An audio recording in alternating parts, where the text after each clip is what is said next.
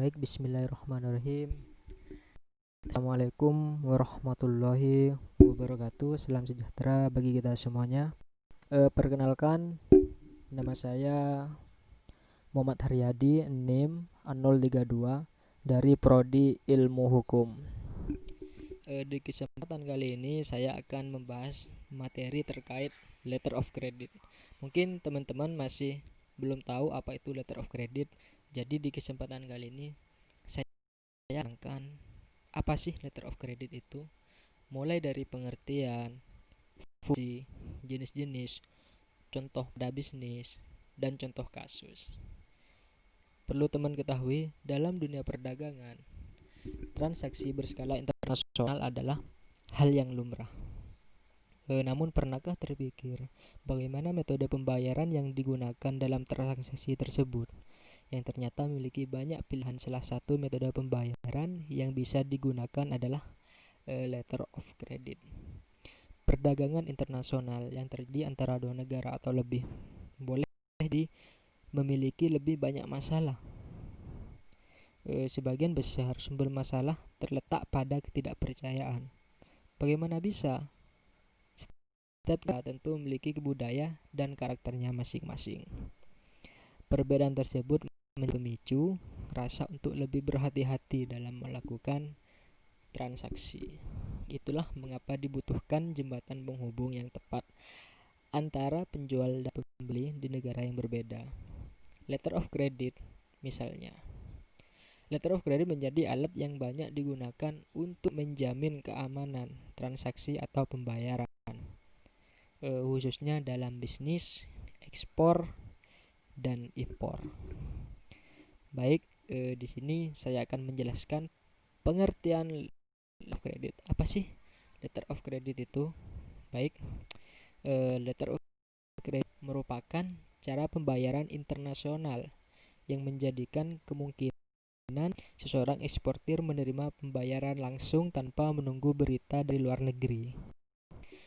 Pembayaran tersebut akan diterima setelah barang dan berkas dokumen dikirimkan ke luar negeri atau kepada pemesan. Baik, selanjutnya saya akan menjelaskan fungsi letter of credit.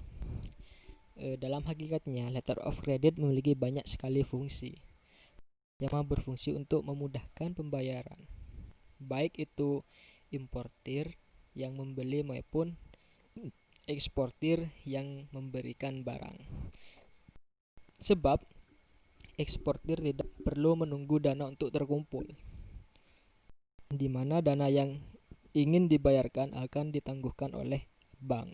Begitupun dengan importir yang tidak perlu menunggu datangnya barang terlalu lama.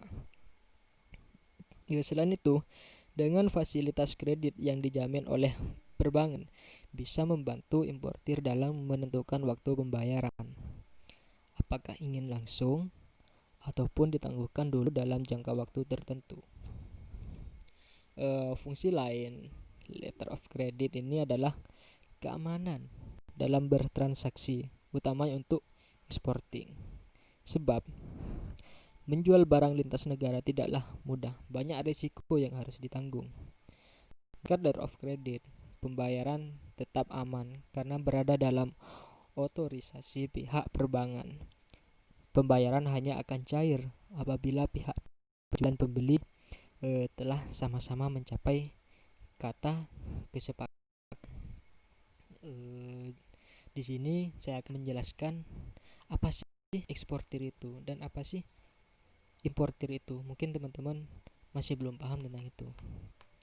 Jadi saya akan menjelaskan tentang eksportir dulu. Jadi eksportir ini bahasa lainnya atau kata lainnya adalah penjual. Dapat keyakinan ketersediaan pembayaran atas barang atau jasa yang diserahkan. Dengan telah dibukanya letter of credit oleh pihak buyer, seller tidak perlu khawatir mengenai adanya kemungkinan barang dan atau jasa yang diserahkan tidak kurang dibayar, sepanjang klausa yang tercantum di dalam letter of credit dipenuhi. Keyakinan tersebut diperoleh adanya penegasan dari pihak bank pembuka letter of credit bahwa pihak pembeli atau buyer memiliki kemampuan yang cukup untuk membayar. Dalam hal ini, bank pembuka letter of credit menjamin akan mendebit rekening pihak pembeli jika pihak penjual menyerahkan dokumen-dokumen yang dipersyaratkan. Bahkan di Indonesia, penguasaan terhadap sebuah letter of credit bisa dijadikan dasar permohonan atau ekspor guna memperoleh dana lebih awal dari bank devisa untuk digunakan sebagai modal kerja dalam memproduksi barang yang difasilitasi oleh letter of credit tersebut.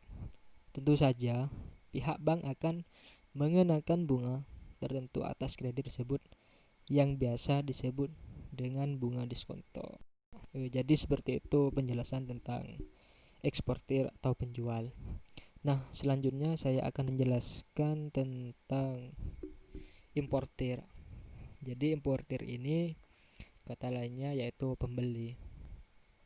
Memperoleh keyakinan bahwa dia atau mereka hanya akan membayar seller atas penyerahan barang dan atau jasa yang dipesannya sesuai dengan syarat yang telah disepakati sebelumnya, yang akan dituangkan dalam term and condition letter of yang akan dibuka. Dalam hal ini, bank pembuka hanya akan mendebit rekening jika bank telah menerima dokumen yang dipersyaratkan. Bagi mereka yang berada di bagian accounting maupun keuangan, mengenal dan mengetahui dasar mekanisme kerja letter of credit adalah hal yang penting, sehingga dapat diestimasi kapan dan bagaimana transaksi seller jika perusahaan bertindak selaku seller atau jika perusahaan bertindak sebagai buyer akan berakibat terhadap posisi kas perusahaan. Rekan-rekan di bagian keuangan menguasai mekanisme letter of credit, maka itu merupakan nilai plus yang melengkapi keahlian keuangan perusahaan. Jadi seperti itu penjelasan tentang importir atau kata lainnya yakni pembeli. Baik, di sini jenis letter of credit justru sangat banyak.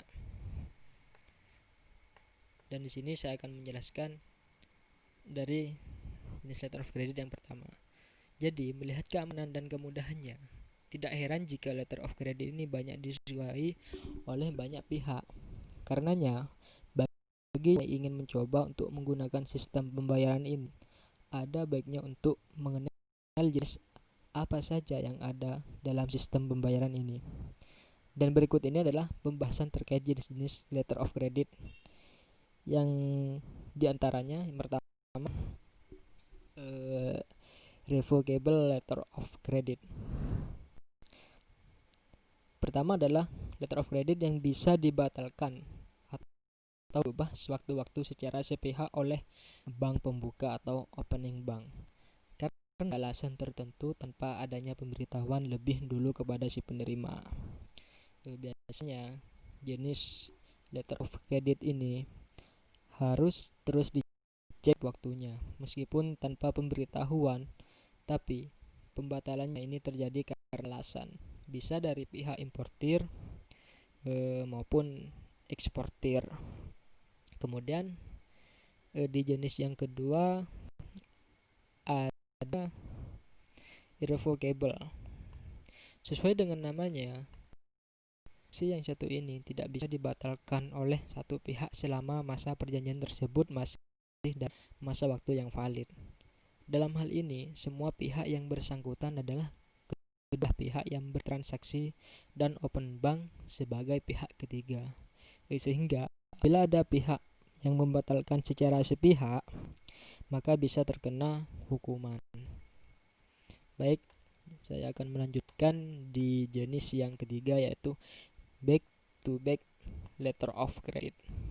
Sifatnya sama seperti di mana si penerima ini sebenarnya bukan pembelinya tapi hanya sekedar perantara.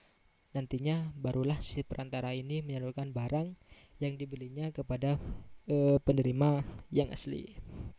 Selanjutnya, perantara ini meminta bantuan pihak bank agar pemilik dan penerima barang-barang yang sebenarnya memiliki akses letter of credit dengan menjamin letter of credit yang diterima dari luar negeri.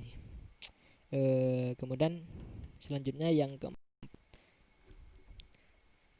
revolving letter of credit. Apabila melihat namanya yakni revolving, maka bisa diambil kesimpulan bahwa letter of credit ini bisa dilakukan berulang-ulang, di mana kedua pihak yang bertransaksi bisa menggunakan kembali kreditnya untuk melakukan transaksi yang berbeda. Biasanya jenis ini dilakukan pada satu saja yang sudah dipercaya dan memiliki hubungan baik dengan semua pihak yang terlibat. Kemudian di jenis yang kelima ini ada unrestricted letter of credit. Tidak dibatasi adalah keunggulan utama dari jenis letter of credit yang satu ini, di mana dalam hal pihak eksportir maupun importir tidak dibatasi melakukan negosiasi di bank maupun yang diinginkannya, sehingga memberikan dan juga fleksibilitas yang tinggi kepada pihak yang terkait. Kemudian di jenis yang keenam ada SAIC letter of credit, pembayaran langsung saat dokumen diterima pihak bank. Jadi pembayaran langsung dan saat itu juga saat dokumen diterima oleh pihak bank adalah ciri khas dari kredit yang satu ini, di mana saat dokumen sudah diperiksa dinyatakan lolos lalu diterima, pihak membayar harus langsung memberikan dana. Untuk besar dananya sendiri tergantung kesepakatan pihak penerima dan pihak bank yang sebelumnya telah dibuat. Kemudian di jenis yang ketujuh di sini ada usance letter of credit. Ini memberikan tenggat kepada pihak importir. Berbeda dengan SAIC. Usance memberikan tenggat waktu kepada pihak importir untuk melakukan pembayarannya. Biasanya tenggat waktu ini diberikan oleh pihak eksportir, entah itu setelah dokumen diterima setelah sebulan transaksi disetujui. Pihak importir hanya harus menerbitkan draft waktu ataupun tenggat tanggal dari wesel, sehingga pihak importir tidak harus langsung membayar. Seperti itu.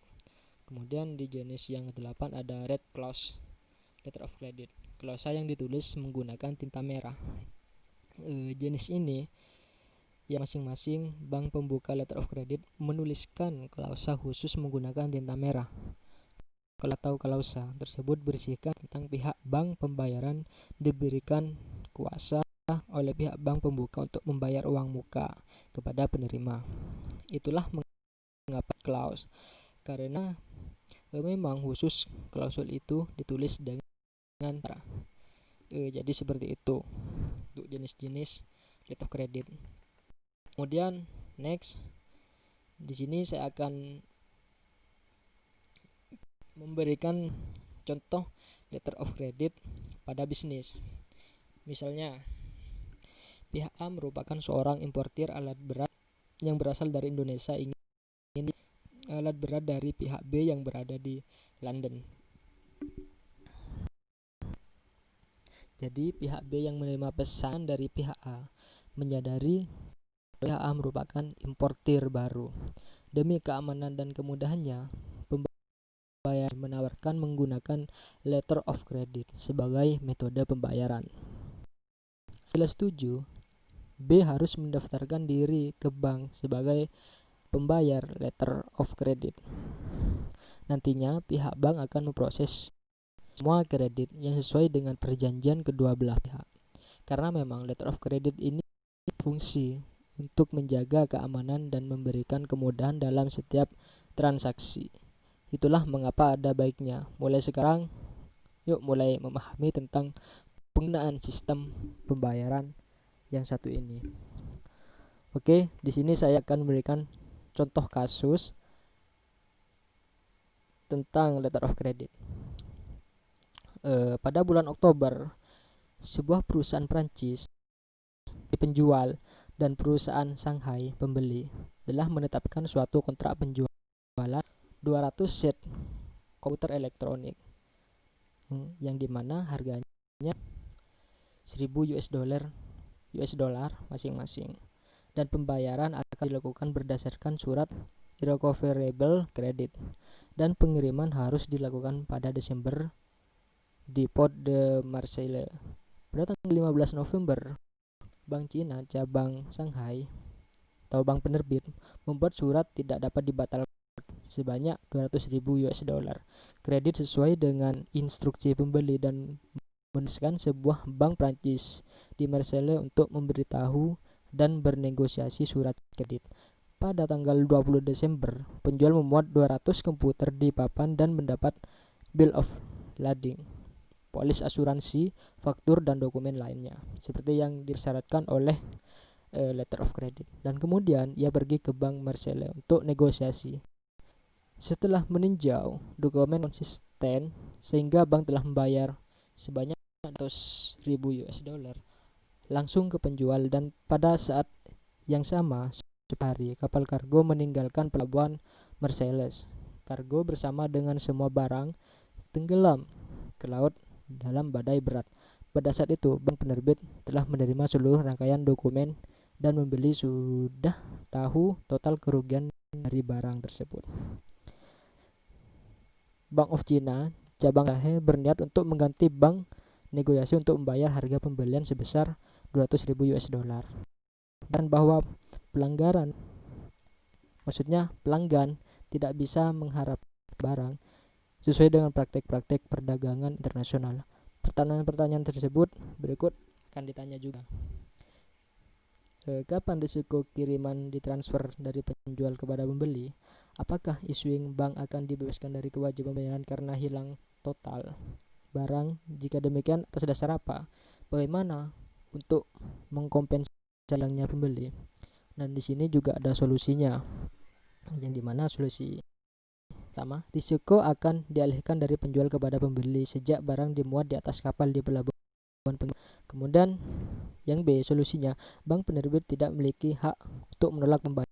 Menurut International Chamber of Commerce seragam B dan praktek dokumenter surat dari transaksi kredit yang independen dari kontak penjual, dan bank hanya bertanggung jawab untuk pemeriksaan dokumen selama dokumen tersebut sejalan dengan ketentuan kredit. Jadi bank diwajibkan untuk mengasumsikan kewajiban pembayaran. Kemudian yang ketiga, pembeli dapat mengklaim kompensasi dari perusahaan asuransi penjual dengan dokumen asuransi lain yang relevan dan bukti sinkai kapal kargo. Itulah di atas contoh kasus pengertian fungsi dan jenis letter of credit. Menambah pengetahuan teman-teman jika ingin melakukan pembayaran luar negeri atau menerima pembayaran, tentu Anda bisa mendapatkan di bisnis.